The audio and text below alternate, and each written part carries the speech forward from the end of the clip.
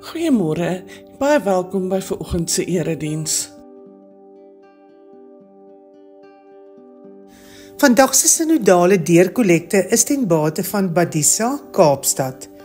Indien jy 'n bydrae wil maak, kan u dit by die deure ingee of per EFT of SnapScan oorbetaal.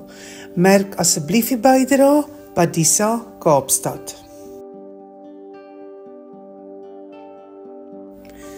Maandag 14 April oefen die kerkkoor alreeds om 4:30 die middag, as gevolg van ons stilweek erediens wat om 6:30 begin.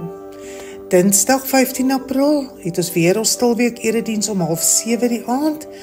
Woensdagoggend 10:00 is dit voorbidding by die kerk en weer 6:30 die aand stilweek erediens. U kan ook daarop let dat ons Paasfees eredienste program in die gemeentenuus alreeds hierdie week aan u gekommunikeer is. Let asseblief daarop dat Leef Logos Bybelskool eers weer sal hervat op Woensdag 23 April 2025. Die Bybelboek Markus sal dan behandel word.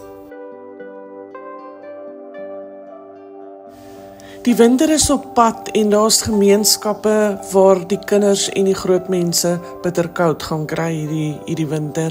So kom wees deel van die senior bedienings se Slangrivier warm winterprojek. Raak betrokke deur missies en serpe te vehikel vir die kinders van Slangrivier gemeenskap. Vir meer inligting skakel gerus vir Dominee François Taljaard of vir Dominee Maurits Heineman.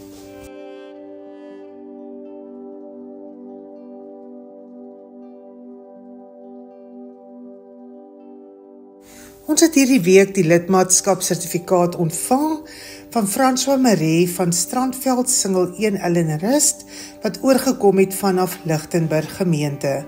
Baie welkom in ons gemeente, François. Dit is weer tyd om ons nuwe intrekkers te verwelkom.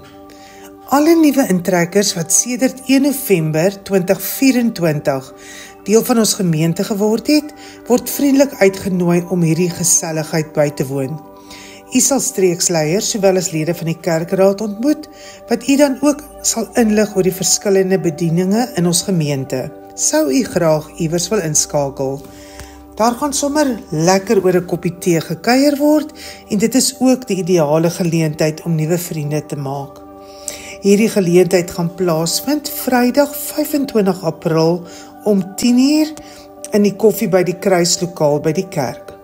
Skakel asseblief vir Tersia by die kerkkantoor by 028-754-1705 voor of op Maandag 21 April om u teenwoordigheid te bevestig.